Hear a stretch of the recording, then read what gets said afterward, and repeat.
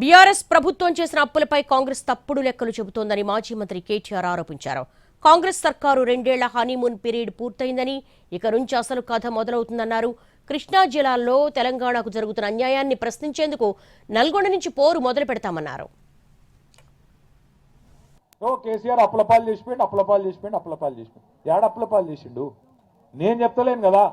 నిన్నగాక మొన్న BJP MP ఒక ఆయన ప్రశ్న అడిగిండు కేంద్ర ప్రభుత్వాన్ని, కేసీఆర్ చేసిన అప్పు ఎంత? ఎందుకంటే ముఖ్యమంత్రి ఏదో లెక్కలు చెప్తుండు, నిజమా కాదా అని చెప్పి మోడీ ప్రభుత్వాన్ని వాళ్ళ ఎంపీ అడిగిండు. కేసీఆర్ అధికారంలోకి వచ్చిన మొదటి రోజు జూన్ 2, 2014 నాడు తెలంగాణ రాష్ట్రం నెత్తి మీద ఉన్న అప్పు 72,000 కోట్లు.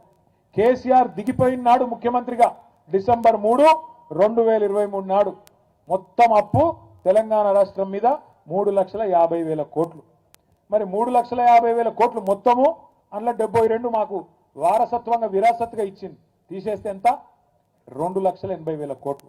మరి 2,80,000 కోట్ల అప్పును రేవంత్ రెడ్డి 8 లక్షల కోట్లు అంటాడు, బట్టి విక్రమార్క 7 లక్షల కోట్లు అంటాడు.